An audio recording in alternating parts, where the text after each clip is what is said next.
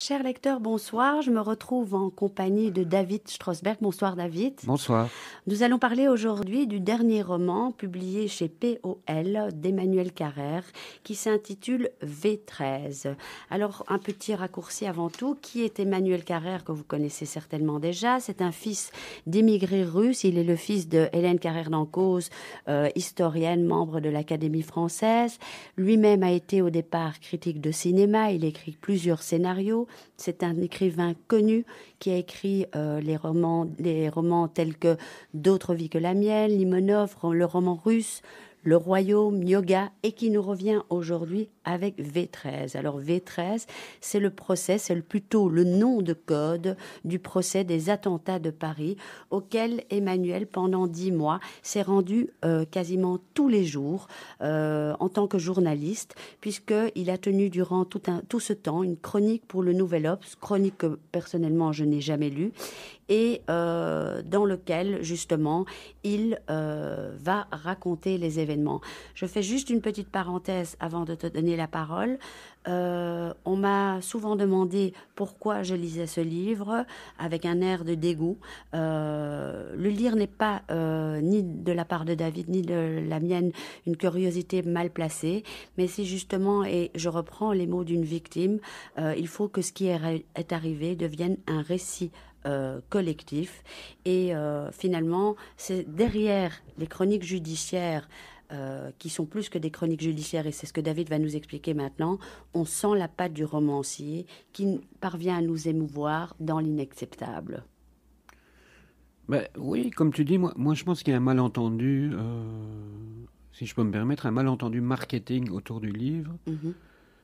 Sur la couverture, il y a marqué V13, donc vendredi 13, mot de code, et juste en dessous, chronique judiciaire. Alors, je veux dire, quand on vend ce livre comme ça, on a l'impression que c'est un livre pour les juristes. Bon, moi, la force du livre, c'est que c'est un livre sur le procès, de manière très, très, très détaillée, parce que ça reprend toutes ces chroniques, mais c'est surtout, et au moins également, un livre sur un être humain qui assiste à un procès. Et là, on n'est pas dans du purement que du juridique, ni dans du pur journalisme. Emmanuel Carrère l'a fait dans d'autres livres. Il se met en scène en visionnant. Voilà, qu'est-ce que ça veut dire pour moi de venir tous les jours, 9 mois, voir ça? Et en même temps, il raconte tout ça. Donc, pour moi, c'est un roman. Je suis tout à fait d'accord. D'ailleurs, le passage de la chronique hebdomadaire au récit V13 est, comme tu le dis, une pure réussite parce qu'il va à la vérité sans faillir. Il s'est trouvé la bonne distance, les bons accords, le ton juste. Et finalement, il arrive à vulgariser aussi toutes les que ce soit en parlant de la cour, que ce soit en parlant du droit, que ce soit en parlant des avocats de la défense ou des avocats des prosecutors, enfin des avocats qui attaquent, il arrive à donner une vision où il explique véritablement le procès. Oui, enfin, j'insiste, moi j'avais lu 3-4 chroniques dans l'Obs qui sont très bien, mais entre la fin de toutes ces chroniques et le fait de décider d'en faire un roman, il y a 1 an et demi, donc il y a une réécriture, il y a une mise à distance, il y a des choses... Voilà, il y a des moments trop émouvants qui ne sait pas mettre encore à distance, il y en a qui sont plus journalistiques, voilà, c'est un très très très gros travail, Tout à fait, même en temps. bien Enfin, sûr. c'est beaucoup plus qu'un... Quand on, quand on a un doute de savoir si c'est un roman, moi je dirais c'est encore plus qu'un roman. C'est tout à fait vrai parce que, mis à part, comme tu dis, le fait qu'il a réussi à vulgariser intelligemment le fonctionnement de la justice, il a même réussi par moments à donner un visage plus humain même du terroriste sans pour autant tomber dans le mauvais goût. Il réussit aussi à parfaitement expliquer et à raconter le calvaire des victimes. Son récit est également une exploration passionnante et didactique du fonctionnement de la justice en marche. Donc, son but n'est pas de nous épargner et il nous précise finalement, il nous raconte l'histoire d'une sélection, je pense, de victimes dont il a retenu les histoires, même s'il le dit clairement, il a retenu toutes les histoires, mais il nous précise que chaque victime a sa propre histoire, qu'il faut l'entendre, et il se pose la question même, qu'en est-il des victimes par ricochet? Oui, il y a d'ailleurs même il y a beaucoup de questions intéressantes qui se posent parce que c'est quoi une victime collatérale, Mhm. hein? C'est quoi des victimes collatérales, il y en a des milliers et des milliers, et voilà. Et ceux qui passent, la, la, la sœur du frère de la victime avec qui on s'entendait, qui passe à la place 973 par exemple, est-ce qu'elle a moins d'importance que la deuxième victime? Et donc, le fait d'écrire un livre donne une place aussi importante à tout le monde. Et ça j'aime beaucoup. Tout à fait. D'ailleurs, je ne sais pas si tu as entendu aujourd'hui aux nouvelles, je pense que les personnes, les locataires qui habitaient dans l'immeuble où Salam Abdel Salam a été euh, attrapé, ont reçu aujourd'hui une indemnisation en tant que victime, justement, liée à cette attaque. Donc c'est exactement ça, jusqu'où s'arrête aussi le statut de victime. Oui, oui, tout à fait. Bon, le cœur du livre est en trois parties. Et Mhm. alors, on peut en discuter très longuement, mais les trois parties sont toutes totalement humaines. Il y a donc la première partie qui est la partie des victimes, et puis il y a les accusés, la deuxième partie, et puis il y a la cour qui fait la balance. Mais moi j'adore ce livre parce que voilà, on vit quand même une époque où j'imagine que voilà, ça s'est accéléré avec les réseaux sociaux, mais tout le monde tout le monde s'invente une existence de juriste. Tout le monde sait tout le monde sait tout. Un potin est une condamnation. Et là, ce roman rappelle quand même la question essentielle du droit. Et donc substituer le droit au talion, la justice à la vengeance, qu'est-ce que ça s'appelle? Ça s'appelle la civilisation. Et donc le livre, pour moi, est une éloge Mhm. à la civilisation et au droit. Vous nous donnez du désordre, on ne va pas répondre par du désordre, mais on va donner de l'ordre. Et on le sent d'ailleurs, comme tu le Tout le disais temps, quand tout on le temps. parlait ensemble, c'est un véritable puzzle, il le dit même dans le livre, qu'il doit assembler, parce que ça va dans tous les sens. Ah oui, oui, oui, c'est un gros travail. Alors, comme tu le disais, le livre est divisé en plusieurs chapitres. Il y a d'abord les victimes. Alors, il pose la question très juste, jusqu'à quel point, quand on n'est ni blessé, comme tu disais, ni endeuillé, peut-on se déclarer impacté? Il suffit de donner, et il donne l'exemple à l'intérieur du Stade de France. Ok, il n'y a pas eu de victimes, mais ceux à l'extérieur, peut-on les considérer comme par ricochet des victimes? Il y a les fausses victimes aussi, il y a toutes sortes de gens dont il raconte les histoires. Alors je veux juste m'attarder une seconde parce qu'il raconte à un certain moment une histoire d'un certain Guillaume qui m'a terriblement touchée parce que il raconte l'histoire de ce jeune homme qui est aux prises avec un des terroristes qui lui dit je vais te tirer dessus. Et pourtant, à la dernière minute, il est épargné. Et ce jeune homme est persuadé, encore une fois, d'avoir été épargné parce qu'à ce moment-là, le terroriste a vu son visage et en lui donnant un visage, il lui donne une identité. Il n'est pas un chiffre ou un numéro à abattre.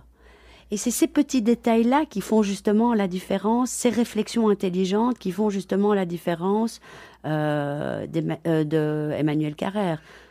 Mais enfin, je pense qu'on dit la même chose. Mhm. Quand on pense à un génocide, quand il y a la mémoire d'un génocide, on parle toujours du nombre, hein. Mhm. Je dis, ici, le chiffre 6 millions, on le connaît très très bien. Mhm. C'est qui ces 6 millions? Moi, avant d'avoir vu des visages à Yad Vashem, j'avais plus en tête la question du nombre que de l'humain, quoi. Je ne Tout sais à pas si fait, tu vois ce que je tout veux à dire. fait. Et donc voilà, je dis, pour se rendre compte ce que c'est 6 millions, par exemple, je fais une petite discrétion, il faudrait peut-être commencer à essayer de compter jusqu'à 6 millions. Mhm. Combien de jours ça prend? Ou voir des Voir images. des images, des photos. Et donc, sur la question des victimes, là, voilà, je ne sais même plus, moi, le nombre, mais on parle toujours beaucoup du nombre. On est dans une société de nombre. Voilà. De chiffres. De chiffres, tout oui, à voilà. fait. L'année passée, avec le Covid, c'était plus des vies, c'était des chiffres, des numéros. Et là, chaque victime a son importance. Ce que j'aime bien aussi, chaque victime a son histoire. Et il y a ce que j'adore aussi dans cette première partie. Bon, elle est difficile parce que voilà, enfin, c'est quand même Bien sûr. c'est une boucherie. Un récit de sang, de chair, Voilà, et 100%. c'est une réelle boucherie. Ce que j'aime beaucoup aussi, ce qui est rappelé, je trouve, dans cette première partie, c'est la notion du hasard. Voilà, il y a quelqu'un qui se dispute et qui finalement ne va pas au café, ben, il sera épargné et il ne sera pas mort et sa copine le sera. Et s'ils ne s'étaient pas disputés, ben, ils seraient morts ensemble. Enfin, Tout à fait. La vie est un peu conne parfois. Hein. Bien sûr. Non, c'est juste.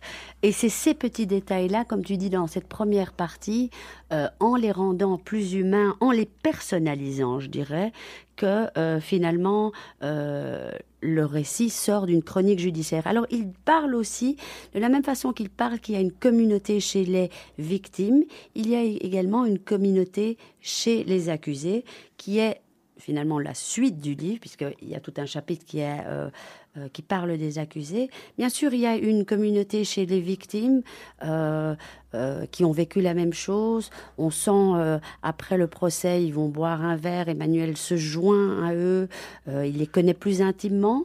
Et puis, il parle, quand on va aborder après le passage des accusés, il parle justement de cette communauté chez les accusés, et il dit que pour beaucoup de ressorts, il dit que pour beaucoup, le ressort a été la camaraderie. On partage un idéal, on communie dans l'indignation. Adhérer aux valeurs du groupe, c'est montrer qu'on est un type bien. Il est délicat de soutenir qu'on peut participer à des attentats ou un génocide parce qu'on a bon cœur, mais parce qu'on est bon camarade, oui, ça se tient. Et c'est très juste ce qu'il dit. Bah, oui, enfin, on sent en tout cas dans les accusés que ce ne sont pas...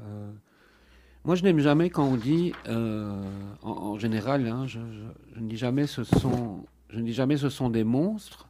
Je dis ce sont des hommes monstrueux. Ça, c'est très différent parce que les monstres, ça n'existe pas. Les hommes monstrueux, ça existe. C'est très très différent. C'est vrai.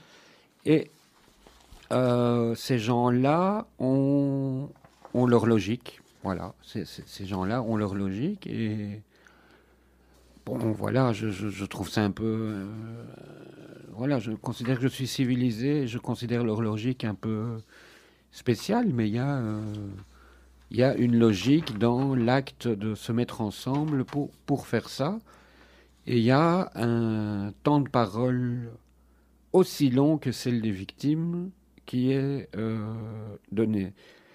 Et il y a un moment, moi, assez central dans le livre que j'aime beaucoup, c'est que ça commence un peu à un moment à contester, mais comment ça se fait que des types qui organisent une telle boucherie, enfin je dis boucherie parce que je n'arrive pas à dire autre chose tellement que tout ça est très choquant, mais comment se fait-il que ces gens ont un temps de parole aussi long, quoi? Je veux dire, ça dure des semaines et des semaines. Je veux dire, ces types sont rentrés pour tuer, pour se faire tuer en tant que kamikazes, et ces gens ont droit à la parole. Et pour les victimes, à un moment, il y a quand même des victimes qui craquent, qui se disent, mais enfin, il faut quand même remettre l'église au milieu du village, pardon. Et je dis, ça fait 2 mois et demi que ces connards sont en train de mettre des mots. Mais où est-ce qu'on est ici?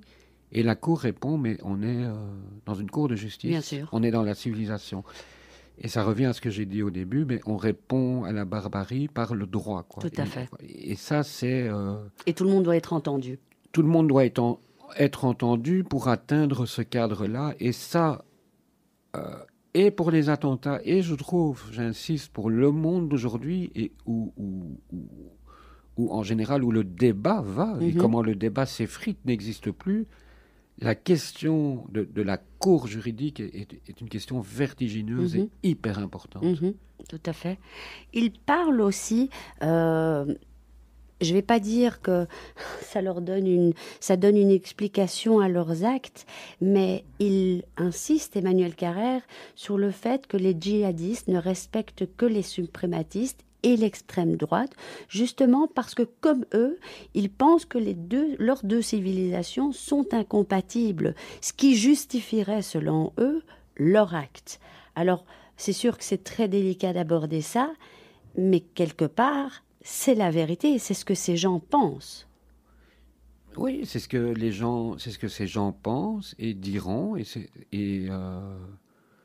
très bien de c'est très bien de les entendre. Après, est-ce que leur explication suffit à ne pas les Non. enfermer à perpétuité? Non, mais c'est très bien de les avoir entendus. Bien sûr, parce que ça fait partie aussi pour essayer de comprendre la société et comment on en est arrivé là. Il parle aussi des questions des seconds couteaux, ceux qui ont aidé, par exemple pour des trajets ou pour faire passer des messages, etc. Et il parle à un certain moment de trois idiots un peu falots qui font partie du procès, qui sont en liberté conditionnelle, mais qui, pour gagner 300 euros, ont prêté une voiture et qui finalement ne comprennent même pas là où ils se retrouvent. Et il y a presque un côté pathétique, on a presque mal au cœur pour ces gens, parce qu'il y en a un qui raconte que tous les soirs, après le procès, il dort dans un hôtel Formule 1 et il dit à ses enfants que pour l'instant, il ne revient pas chez eux parce que son travail l'engage à être très occupé. Donc c'est tout, en fait, l'arrière du décor qu'Emmanuel Carrère décortique. Ce qui me fascine chez les accusés, quand même, bon, voilà, on vient de dire qu'ils ont des grands idéaux et des grandes causes, mais c'est quand même un ramassis de. C'est pas pour insulter, hein, mais c'est pas. C'est comme il prend le temps de faire la biographie de tout le monde. Ce sont des gens. Déjà, ce sont des gens d'ici. Hein, c'est quand même important de dire. Ce sont des gens de France, de Belgique, nés ici, qui ont reçu des codes d'éducation d'ici. Mais ce ne sont pas à la base. Moi, je ne vois pas dans le roman. Je ne vois pas de cerveau de ça. Je vois des voleurs de pare-brise, de pare-chocs, de pneus, des petits dealers d'herbe que, que j'ai déjà pu croiser en marchant à n'importe où à Bruxelles. Ce sont des petits voyous inoffensifs qui s'organisent pour faire ça, qui trouvent une cause. Alors pourquoi est-ce qu'on trouve une cause comme ça? Est-ce que les grandes causes, et dans ce cas-là destructrices, est-ce que les grandes causes qu'on s'invente naissent parce qu'il n'y a pas de sens et qu'il n'y a pas de petites causes? La cause amoureuse, la cause des études, la cause professionnelle, voilà, je veux dire, on a quand même à faire un ramassis de gens désillusionnés. De gens désillusionnés. Et alors, on a beau parler de l'Afghanistan et toutes les excuses et tout ça, mais il y a un problème sociétal ici, avec ces gens-là. Tout à fait. Pour eux, hein, bien sûr, pas, le fait qu'ils n'aient pas réussi à s'intégrer dans la société occidentale. Je ne prendrai pas ici une position là-dessus, mais j'attire l'attention sur le fait que tout ça ne s'est pas organisé en Afghanistan. Tout ça s'est organisé avec des Belges et des Français. Et donc, pour moi, ce sont des Belges et des Français qui ont fait ça. Donc, on n'est pas... Oui, on n'est pas à l'abri de nouveaux problèmes. Et moi quand même, j'ai quand même envie de dire ici, gentiment, qu'Emmanuel Carrère, poliment, mais quand même à 3-4 reprises, met le doigt sur des dysfonctionnements liés à l'état de la Belgique. Bien sûr. Voilà. Bien sûr.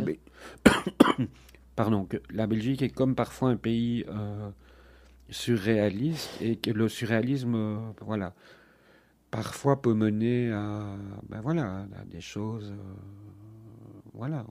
Salah Abdeslam, on ne l'a pas attrapé tout de suite parce qu'il a dit qu'il n'a rien fait, alors il a pu continuer son chemin et voilà. Et bon. Tout à fait. Quand il parle de la cour, c'est là que je trouve que, donc après être sorti peut-être du registre, je ne vais pas dire sentimental, mais peut-être plus humain, psychologique, on en vient à arriver à parler de la cour, à parler des avocats de la défense, des avocats qui attaquent. Et là, il pose des questions assez intelligentes. Par exemple, comment calculer le prix du préjudice de mort imminente qu'a subi une personne? Est-ce que la personne qui a souffert avant d'en mourir est-ce que celle-là doit être payée plus, c'est-à-dire le conjoint doit toucher plus d'argent que le conjoint dont la personne est décédée directement? On apprend par exemple qu'aucun autre pays que la France a un dispositif d'aide aux victimes qui est terriblement, qui est très bien placé, qui est là, qui est présent et qui est plus présent que dans un autre pays. De même pour l'aide juridictionnelle qui permet à chacun d'avoir un avocat, même quand on n'est pas capable, quand on ne peut pas se le payer, eh bien, ou qu'on n'en a pas les moyens. La France est un pays justement qui est là pour aider finalement celui qui est, je ne vais pas dire en détresse, mais qui se retrouve dans le problème, quoi. Oui, mais la France est un pays avec ses contradictions, comme tous les pays. Mais c'est un grand pays. J'attire quand même l'attention sans être inquiet que les attentats de Belgique, chaque 6 mois, c'est reporté. Hein. Ça n'a pas encore eu lieu. Quoi. Donc je dis, et voilà, c'est un peu dur de dire ça, mais j'ai pas l'impression que ça aurait pu être aussi bien organisé qu'en Belgique, parce qu'il y a des dysfonctionnements en Belgique. C'est tout à fait juste. Il parle aussi des avocats de la défense, et ça, moi, ça m'a personnellement touchée parce que j'ai beaucoup aimé comme il explique, d'abord avant tout, que leur tâche est beaucoup plus dure, ça on le comprend, qu'ils gagnent 10 fois moins d'argent, que souvent on leur dit de faire ça pour la publicité, mais qu'ils le font aussi pour la beauté du geste, pour défendre ce qui est souvent indéfendable ou le plus difficile, parce que défendre des terroristes, avant tout, c'est aimer se battre. Et finalement, ce sont des gens qui croient énormément dans le métier, dans leur métier, même si par après, ils le perdent, le procès. Là n'est pas le but. La peine, et on en a parlé d'ailleurs toi et moi hier soir, la peine incompressible que Salam Abdeslam a reçue finalement, eh bien, dans le plaidoyer de l'avocat de la défense, il pose un problème ou il pose une question qui est très juste. Il dit, vous pensez à des gens comme Fourniret, Dutroux et d'autres qui n'ont pas eu cette peine incompressible, mais vous voulez la donner, bien sûr, à un terroriste. C'est pas pour ça, pour diminuer la chose, mais ils arrivent à appuyer quelque part là où c'est très délicat d'appuyer pour essayer de faire changer la vie, quoi. Oui, c'est très délicat d'appuyer sur les questions juridiques et sur les questions du droit. C'est délicat, mais que serait-on sans ces questions de droit? Évidemment. Enfin, j'en reviens toujours à la même chose. Ces gens-là sont également payés pour mettre de l'ordre dans le chaos, quoi. Exactement. Même pour les accusés, quoi. Tout à fait. Et même si parfois ça peut paraître aux yeux de certains obscène, il y a une rigueur, une virtuosité dans l'exercice.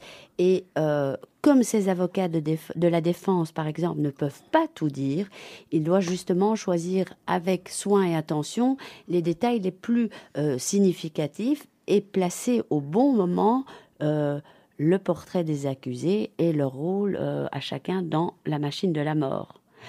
Moi, j'ai été saisie par l'écriture d'Emmanuel Carrère. Alors, c'est vrai que Emmanuel Carrère parle souvent, il s'est souvent penché sur le parcours, et toi, tu connais bien son travail d'être sulfureux ou mystérieux, comme par exemple Limonov, ou des personnages ordinaires en apparence, comme dans le cas de l'adversaire qui ayant un jour basculé.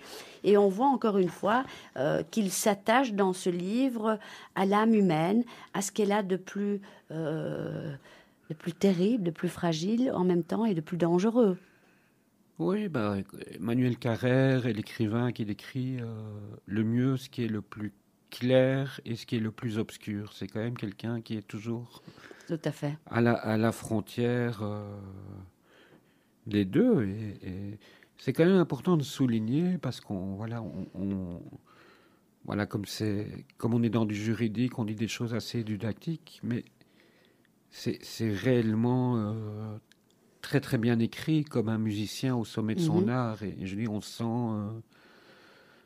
C'est quand même 9 mois tous les jours, et on sent même dans l'écriture les moments où il a envie, moins envie, où il craque, où c'est trop dur. Enfin, je dis, mais tu me racontais hier qu'il dit dans le livre qu'on lui a demandé de faire les prochains J'attends Oui, ça, c'est vers David. la fin, c'est vers la fin du livre. Moi, ça m'a fait rire parce après ces chroniques, on lui dit oh, tes chroniques sont très bien. Après 9 mois, on lui dit est-ce que tu couvrirais pas Nice? Mhm. Et il dit non, ça va, j'ai donné, je pense que j'ai donné émotionnellement Tout à fait. 40 romans. Là. Tout à fait. Il excelle dans ce livre, il excelle à raconter la petite anecdote que personne n'a retenue ou ne connaît. Il excelle dans le fait de redonner vie et dignité aux victimes, aux survivants, aux décédés, et à donner, même si c'est très dérangeant à l'entendre ou à le lire, un peu d'humanité aux accusés, ce que personne ne veut voir ou comprendre. Alors oui, c'est vrai que je dois dire que pour moi, c'est un ouvrage qui est vraiment réussi. Ah ben, c'est un chef-d'œuvre. Voilà, c'est pas une chronique judiciaire, c'est une chronique judiciaire humanisée. Et c'est un chef-d'œuvre essentiel. Voilà. Pour moi, on est dans de la lecture. Franchement, on est dans de la lecture obligatoire à partir de 14 ans. Exactement, Ouais. exactement. Merci David. Merci à toi. Et on se retrouve dans 2 semaines. La semaine prochaine, j'aurai l'occasion de vous présenter le premier roman de Luc Dratva. Et puis nous nous retrouvons, David et moi, la semaine d'après pour un livre, une surprise. En attendant, on vous souhaite une bonne semaine. Bonne semaine, David. Bonne semaine. À bientôt.